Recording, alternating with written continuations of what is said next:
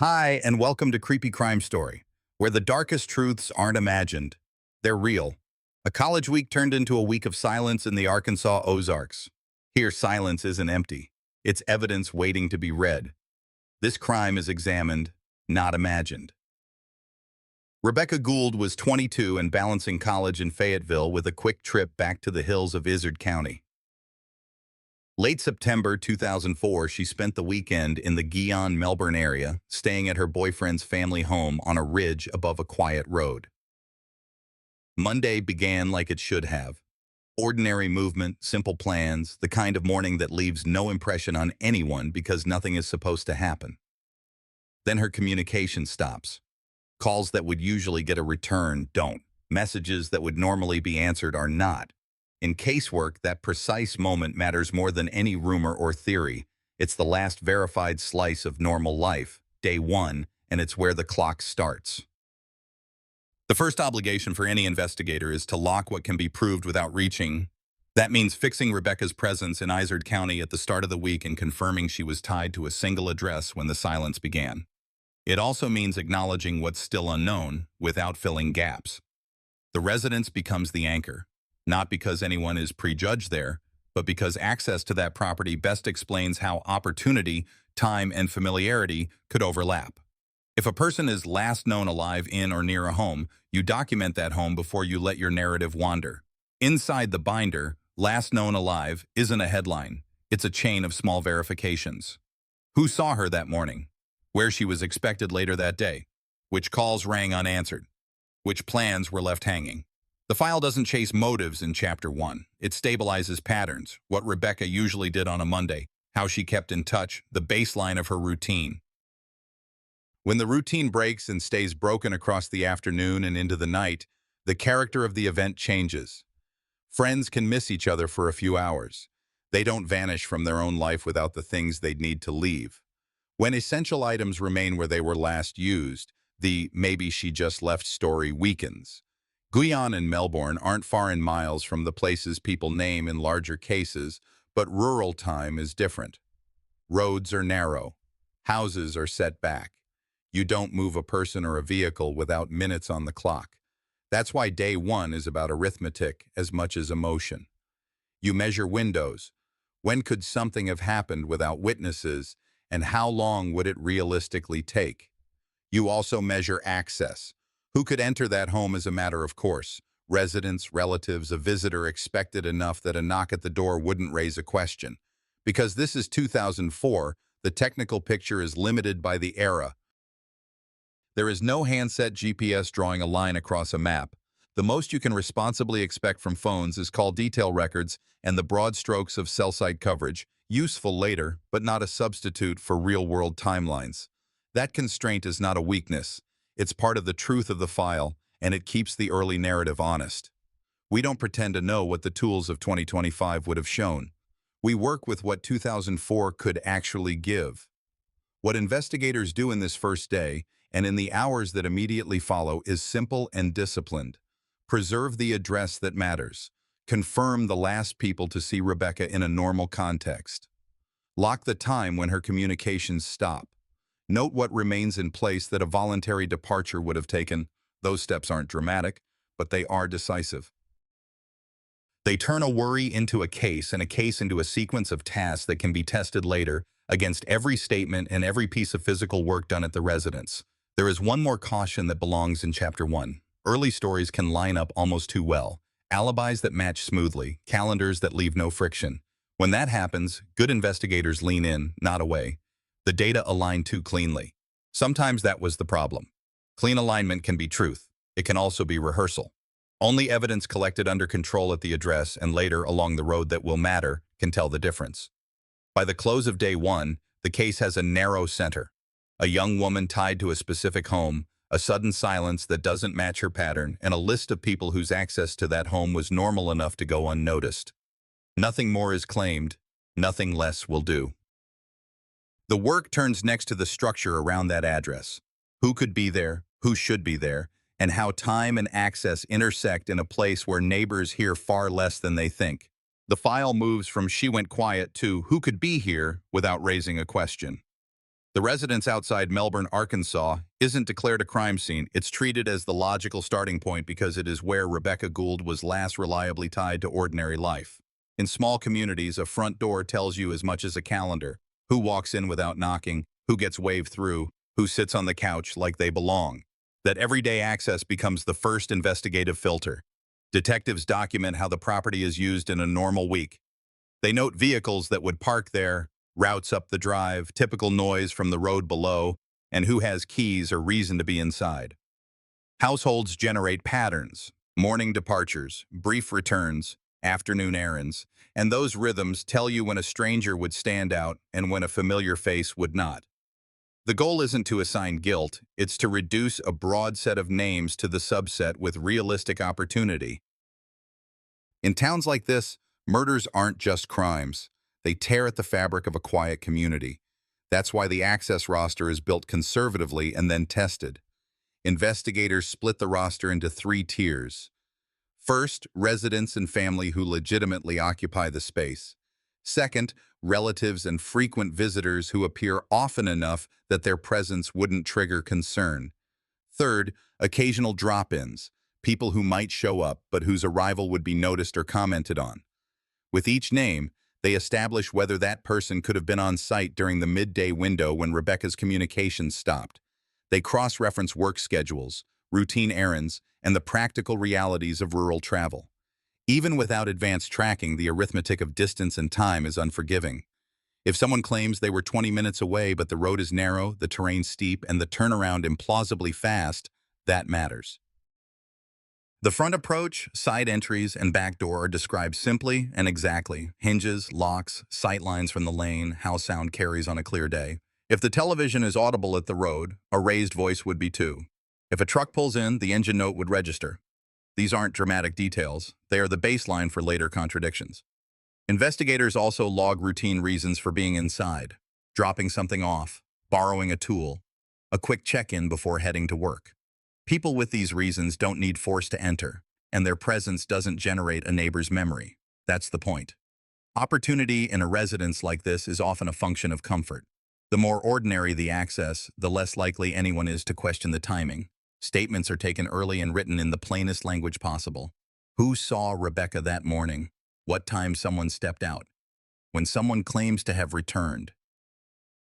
Investigators listen for phrasing that fits too neatly with the clock, the way a story can smooth itself to match what people believe police want to hear.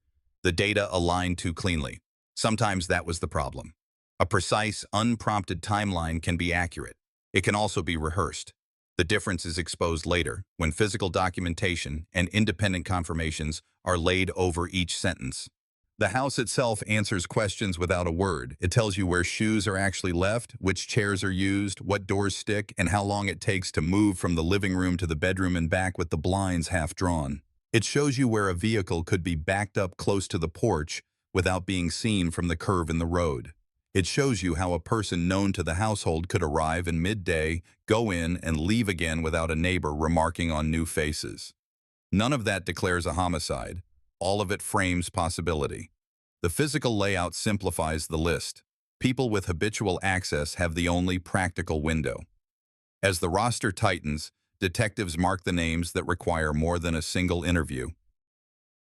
Those are the individuals whose schedules intersect the residence at the right hour, whose routine presence needs no explanation, and whose claimed movements can be tested later against documented times, receipts, calls, or a verified stop at a store down the highway. This isn't guesswork. It's the slow elimination of people whose opportunity collapses under scrutiny until a smaller group remains that cannot be dismissed by logistics alone. Community sensitivity matters. The family is not the investigation, and the investigation is not the family. Officers choose their questions carefully to avoid contaminating memory while still fixing critical times. They ask for clarity on ordinary chores and pickups, because in quiet areas, the difference between right after lunch and late afternoon is the difference between an alibi that holds and a window that stays open. There is a human cost to this step. Everyone in the circle is being measured by access to a place that used to mean safety. By the end of this phase, the case has its first tangible discovery. Opportunity was limited to people whose presence at the residence would have passed without comment. That single conclusion eliminates broad stranger scenarios and forces the file to follow a narrower, harder line. When Chapter 3 begins, the house will be examined as a primary scene not because of rumor, but because access analysis leaves little else that fits the timeline. From there, the work becomes physical, documentation of rooms, disturbance in specific spaces, and what those controlled findings imply when matched against the statements already on record. The residence outside Melbourne is treated like any competent case team would treat a likely point of last normal contact. Controlled entry, controlled documentation, and no assumptions about what happened inside. The goal is not to prove a narrative. The goal is to lock the truth of a room before time, footsteps, and well-meaning hands rearrange it. This is a crime report, not a dramatization. First, the approach is stabilized. A single path in and out is chosen so the rest of the floors remain untouched. A quick, quiet walkthrough establishes what is where before a camera shutter opens. Then photographs, then video, then diagrams. Every entry and exit gets logged with names, times, and purpose. The rooms most relevant to routine, living area, kitchen pass-through, bedroom, are documented in that order so the file can later explain any change between first view and final collection. Windows, blinds, doors, and the state of ordinary objects are described in plain language because a jury understands simple terms better than jargon. You do not need a dramatic angle to make a home tell the truth. The bedroom draws the most attention because routine points there: clothing, bedding, and the small items of a day that was supposed to be ordinary. Investigators proceed from general to specific. They fix the position of furniture, note disturbance patterns, and record textiles that show use inconsistent with a quiet morning. Where a pattern suggests biological material, trained personnel conduct approved presumptive screening and collect what is permitted under policy: cuttings, swabs, and controls, immediately packaged in breathable paper, sealed, and initialed. The language here is deliberate. The file does not speculate. It states what is observed and what is collected under chain of custody. Common touch surfaces in the living area are processed next: door edges, light switches, drawer pulls, and tabletops where a visitor would naturally place a phone or keys. Latent print work is selective so that likely donor surfaces do not get overworked while higher value areas are lost. If lifts are developed, they're marked with the room diagram and cross-referenced to the first photos, so a future trier of fact can follow the exact path from image to envelope to lab report. In a rural case where random public contact is low, a single unknown latent with ridge detail can matter more than a dozen smudges. The absence of probative latents matters too. Negative findings tell you where the action didn't happen. Textiles that intersect routine are prioritized. Bedding and clothing are documented for position and condition, then removed in a sequence that preserves layering. Items from any active laundry are inventoried and packaged separately so later work can distinguish pre-event wear from post-event handling. This is careful work, not sensational work. The report avoids claiming cleanup unless a record explicitly uses that word. It keeps to what any trained examiner can defend: placement, transfer potential, and whether an object's condition matches normal use. The house's footprint helps reconstruct movement. The path from living room to bedroom is short. One can cross it in seconds. From the back door to the driveway is a modest hall with steps and angles that would force anyone carrying weight to slow. Those details are measured so later modeling can evaluate how long a person would need to step away from view, complete an assault, and return to a vehicle without being noticed from the nearest bend in the road. In isolated properties, time and distance do more to separate truth from story than any speech in an interview room. Outside, the perimeter is read in. The ground near the porch and the vehicle approach is checked for disturbance that fits a recent backing maneuver or a turn-in that hugs the structure. If a transfer medium exists, soil, leaves, granular dust, it's collected in small separate packets with location notes tight enough to put a pin on a diagram.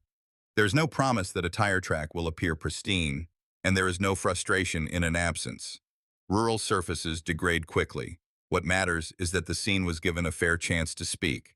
Statements from people with normal access to the home are compared, not for motive, but for mechanical detail. Did someone move an object that the camera shows in a different place?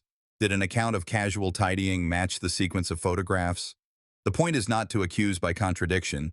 It is to preserve the option to challenge an account later if the physical record and the words part company. The best scene work anticipates future litigation and does not decorate itself with emotion. It names what it saw, what it took, and what it left. By the close of this phase, the case gains its first hard leverage. The address is no longer only a place Rebecca stayed.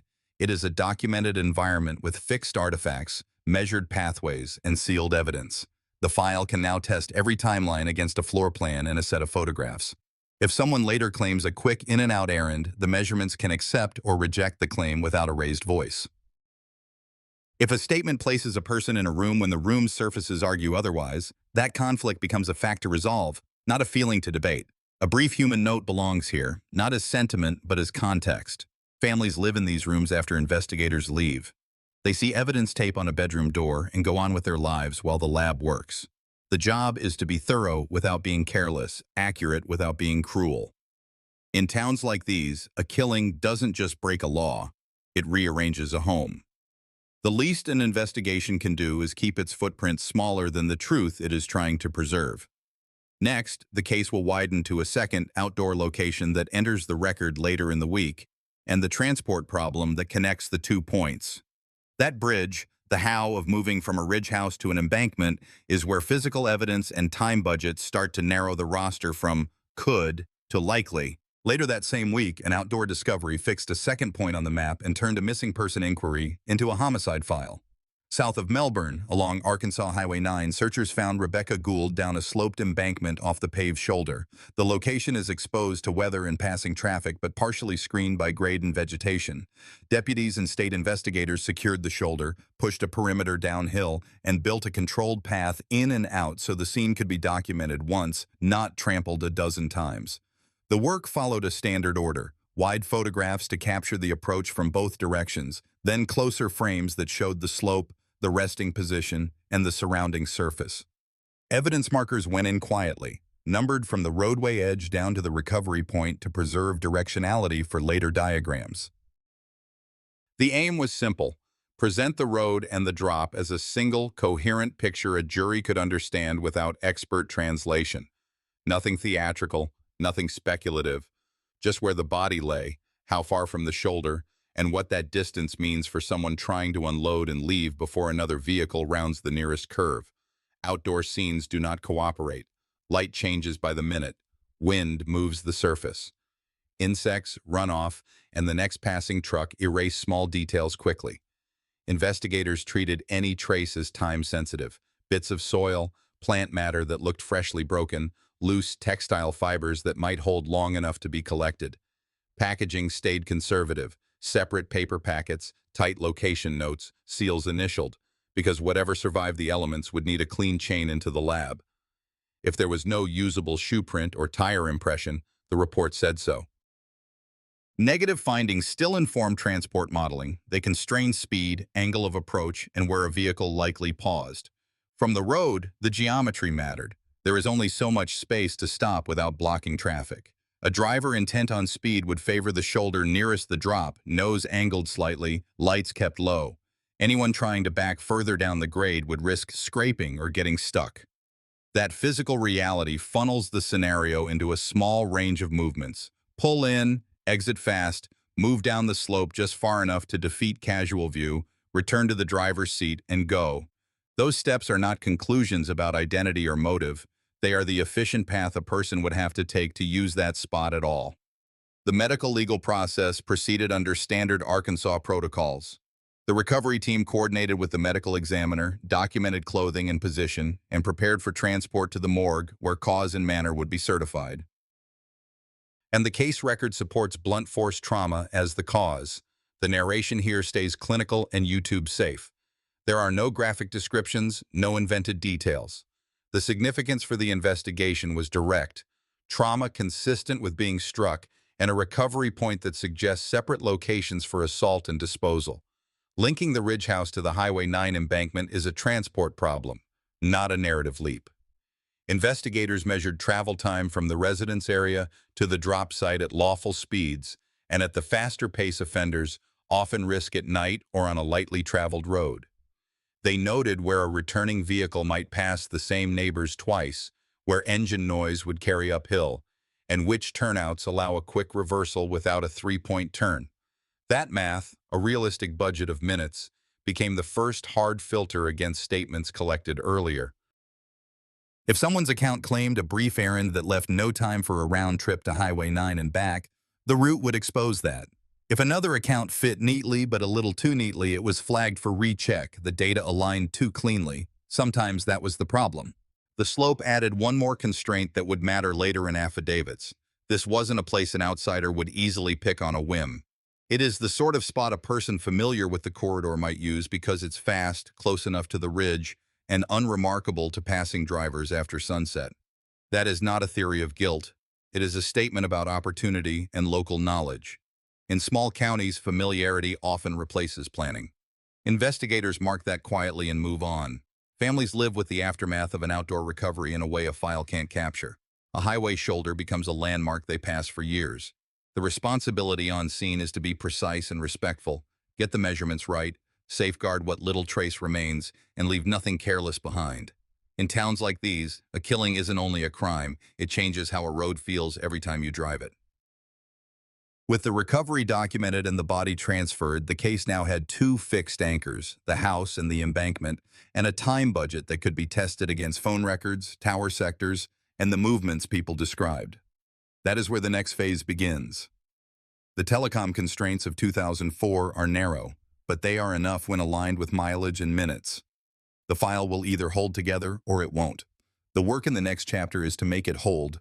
With the house documented and the Highway 9 recovery fixed on the map, the case turns to numbers that don't care about opinions, call times, tower sectors, and statements that can be checked against both. This is 2004. There is no handset GPS breadcrumbing a route. Carriers produce call detail records, who called whom, when, how long, and the serving cell site sectors for those moments. It's enough to test whether a claimed errand fits the minutes required to leave the ridge, reach the embankment south of Melbourne, descend, return to the driver's seat, and get back without attracting attention. Investigators obtain subscriber records by legal process and organize them in a simple grid: outgoing calls, incoming calls, unanswered attempts, and voicemail deposit times. The grid is not read for drama. It is read for gaps. A period of normal activity followed by silence supports what the family already felt, but now the silence has timestamps. The carrier's voicemail system timestamps late attempts from friends and relatives. Those marks create a ceiling for any theory that Rebecca was active after the ridge address should have been quiet. Cell site information is coarse in rural Arkansas, but even coarse data can eliminate impossibilities. Sectors serving the residents cover a different set of angles than those that tend to reach the Highway 9 corridor south of town. No one pretends that a sector pinpoints a shoulder on a map. It doesn't. What it can do, reliably, is tell you when a device was unlikely to be miles away in another direction. When a statement says the phone holder was out near a location that would hand off to a different tower family, the record either echoes that claim or leaves it unsupported. The file does not guess. It notes alignment or lack of it. The route math established in the outdoor recovery phase now meets the phone grid. Measured driving time from the ridge to the embankment and back is paired with the last firm call events before the silence and the first late attempts after. If a person of interest reports a quick supply run that would barely cover a 2-mile loop, but the transport model requires a significantly longer block, the discrepancy is marked for follow-up. If another account neatly matches the window down to the quarter hour, it is not accepted at face value. The data align too cleanly. Sometimes that was the problem. Claims that fit too well are compared against independent markers, a receipt time, a store camera still, a bank authorization, to see if the neatness survives contact with third-party time. Interviews are structured the way good interviews should be in a homicide file. Short questions, straight answers, no leading language. People with ordinary access to the residence are asked about routine movements, returns to the property, and phone use habits. The emphasis is on mechanical detail, where a car was parked, whether the engine was left running, how long someone typically stays when dropping in. Each statement is logged beside any external time proof available. A time-stamped purchase on the highway, A call that connected for 40 seconds at a time the person says they were driving. A voicemail that hit the carrier minutes after a claimed in-person check. The point is not to trap. The point is to see if live time and recorded time tell the same story. Not every contradiction is meaningful. Rural towers can behave oddly. Terrain and weather can stretch or shrink coverage in ways a casual viewer might not expect. The analysts keep that in mind. They look for patterns across multiple records. A phone that seems to live on one sector family around the ridge during the morning, and then without explanation, shows connections that suggest a southbound move overlapping with the transport window. They do not say who held the device, they say what the device did and what the owner claims. When those two lines diverge, the follow-up is inevitable. Receipts and logs carry more weight than memory. A gas purchase, a quick-stop coffee, a time-stamped pharmacy pickup, each can anchor a person in one direction or the other while the phone data supports or undermines the claim. In a close-knit county, a clerk's recall may help, but the report privileges electronic marks because those are the ones a jury can check without trusting anyone's recollection. When an interviewee says they called to check in and got no answer, the records either confirm the ring no answer at that minute or they don't. When someone says they were on the ridge at a time the engine of a certain truck was heard turning on the lane, the phone's presence in a sector unlikely to reach the ridge becomes a question to resolve. The human component isn't stripped out, it's kept in proportion. People who lived around Rebecca didn't think in tower sectors. They thought in chores, pickups, and familiar turns. The investigator's job is to translate those lives into blocks of verifiable time without turning neighbors into narrators.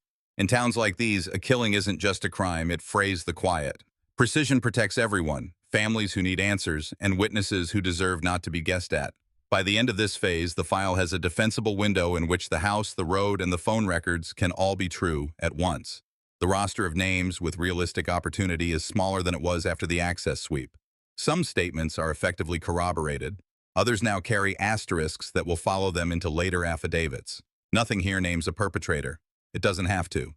The job of this step is to make bad explanations impossible and poor ones expensive. The next move is to hold this window open across years of case maintenance, evidence preserved, interviews revisited, and lab work revisited when techniques advance, without telling two stories or drifting into theories that the record won't carry. That long middle is where many cases die. Here, it becomes the bridge to a lawful break. The case did not close when the search lines came down. It shifted into disciplined upkeep, evidence preserved, statements reread, timelines retested against what could be proved. The Melbourne area residents in the Highway 9 embankment stayed fixed on the map, and so did the mandate: hold the file together without inventing pieces to fill the gaps. This is how long-span homicide work actually looks in a small county: steady, document-heavy, and careful not to overstate. The physical exhibits from the residents were kept under chain of custody with periodic reviews for re-examination. Textiles, swabs, and controls remained sealed unless a new method justified limited, targeted analysis. When the lab updated its capabilities, the agency logged eligibility and submitted items on a schedule that preserved material for trial. Reports returned in a trickle, not a headline, confirming what earlier scene work already suggested about disturbance and transfer potential inside the house. And no single lab result rewrote the case. A disciplined stack of consistent findings made the original documentation stronger. The Highway 9 recovery scene generated less lab work by its nature, but it continued to matter for modeling. Investigators revisited the slope in similar light and weather, measuring times from the shoulder to the recovery point and back, testing how long a person could remain unseen by a passing vehicle. Those practical runs were documented alongside the earlier diagram so that the route analysis had more than one snapshot in time. The conclusion stayed conservative. A driver with local familiarity could execute a quick stop and exit with minimal risk of detection, especially after dark. It was not a theory of identity, it was a boundary on what opportunity requires. On the digital side, the original 2004 call records remained the backbone. There was no GPS to rediscover years later, but there was value in replotting the carrier sectors with updated engineering maps and notes on tower changes since the mid-2000s. Analysts annotated the original grid with clearer sector diagrams so a jury could understand, in plain terms, what the records could exclude and what they could not. The file never claimed a pin on a shoulder. It used the telecom data to flag impossibilities and to cross-check where a device likely was when statements said it was elsewhere. Interviews were handled with restraint. Rather than broad reinterrogations that can distort memory, investigators ran focused follow-ups keyed to mechanical details: the position of a car, the timing of a store run, the length of a routine visit. They compared the earliest statements to later ones line by line. Small changes were noted without drama. Larger deltas were escalated. When a detail hardened, such as how long a person typically remained at the residence during midday drop-ins, it was added to the transport window calculation and kept there. When a recollection drifted toward speculation, it was isolated and kept out of the timeline. Public attention rose and fell over the years. Media pieces and later podcast coverage produced tips, and tips produced work. The team filtered every call the same way. Could the information attach to a documented time or place already in the file? Could it be corroborated by a second independent source? Did it alter the transport window or the access roster in a way supported by records, not just belief? Many leads failed that test and were logged as insufficient. A smaller number sent investigators back to the roads, to stores along the corridor, or to names already known to the household. The purpose was narrow. Either the tip mapped to the case's two scenes and their timing, or it didn't. Preservation protocols mattered as much as the next test. The office maintained a clean, auditable path from each exhibit bag to each laboratory action and back again.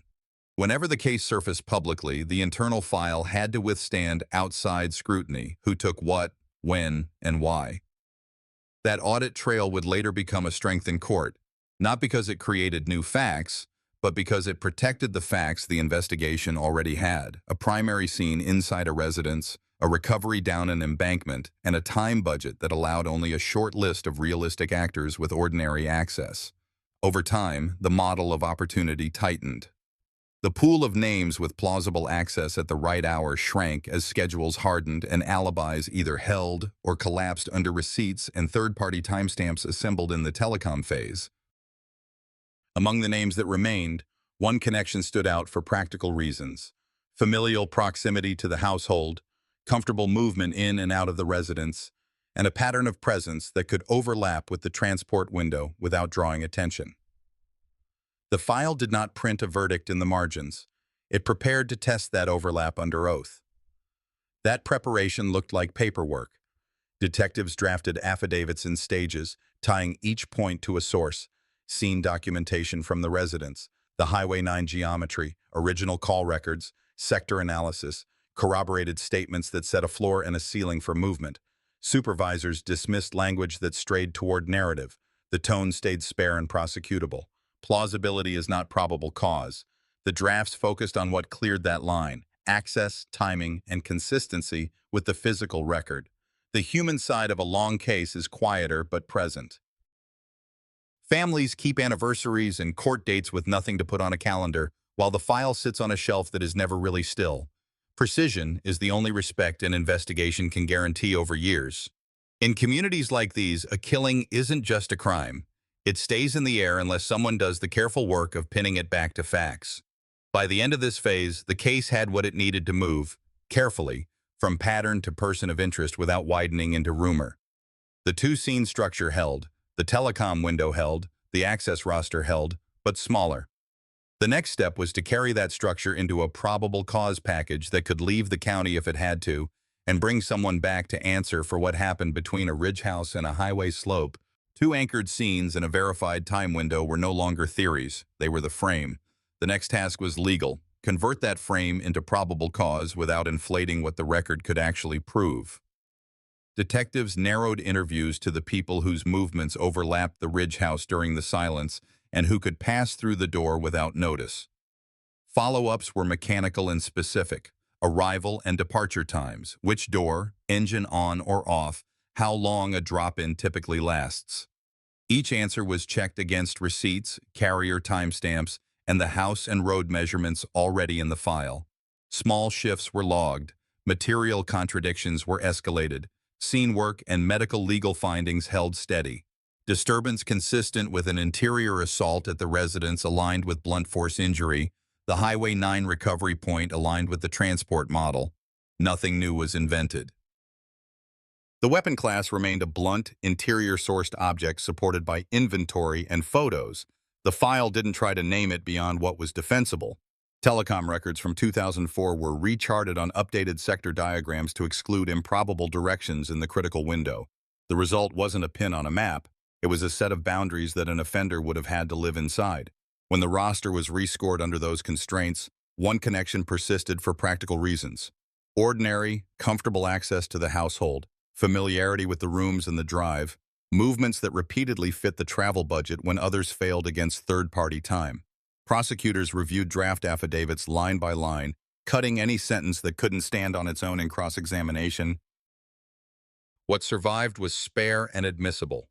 Last reliable activity at the Ridge address, interior disturbance consistent with assault, recovery off Highway 9, a feasible route and timing, carrier records that remove other directions, and statement deltas that could not be reconciled with the documents. Because coordination would extend beyond Arkansas, the file was packaged so an outside agency could read it clean. Photos indexed, diagrams redrawn for clarity, phone logs tabbed, and a memo stating what the case did not claim. No GPS trail, no eyewitness to disposal, no speculative motive. Restraint was the point. A homicide crime lives or dies on the pieces that can be shown, not narrated. By the end of this stage, the case had a legally supported person of interest and a probable cause package ready for external action. The story hadn't split. It had tightened. The next step was execution, service of the warrant and the first public filings that would disclose the relationship to the household. The probable cause package moved from paper to action.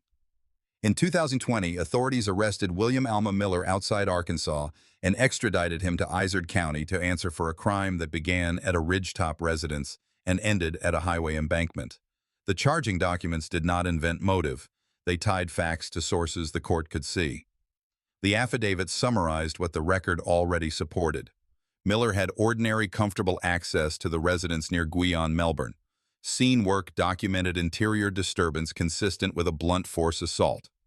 Inventory and photos supported a blunt, interior-sourced implement, described in filings as a piano furniture leg, without overreaching into brand or model.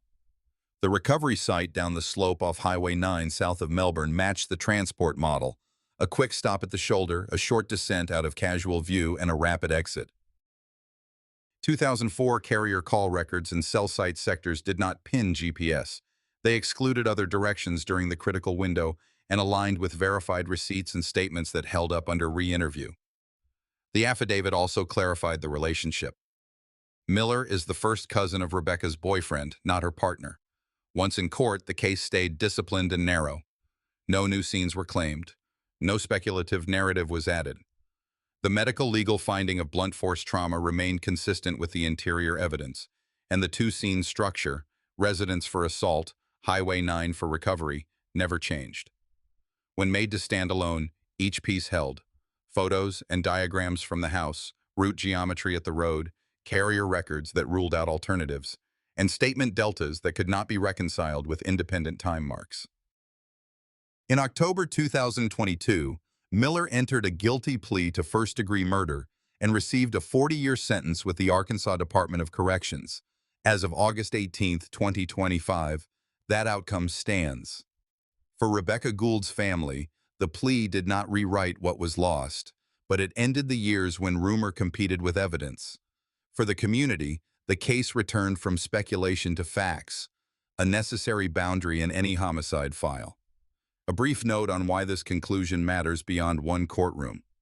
Careful scene control, conservative language, and era-correct telecom use are not procedural formalities. They are safeguards against both overreach and doubt. In a rural county with limited surveillance and no handset GPS, patient documentation, clean chain of custody, and focused re-interviews were enough. Precision filled the space where certainty is rarely available. There is a human measure, too. Families live with investigative timelines that do not match grief's clock. The work here honored that reality by refusing to stretch the record and by letting admissible pieces, not speculation, lead to a lawful end. Justice in cases like this is not loud. It is consistent. I'll leave you with this. In cases like Rebecca's, justice moves on discipline, not drama. Secure the room, respect the clock, let records speak. As neighbors, we owe courage to report, patience to verify, and the decency to keep rumor off the grieving. Which proof would you trust first? Access to the home, the highway route, or the phone trail? And why? What would you do differently in your town? If this story reached you, tell me where you're watching from and what stood out. If it didn't, say why. And if you want more clear-eyed true crime told with care, please subscribe to the channel and stay for the next case.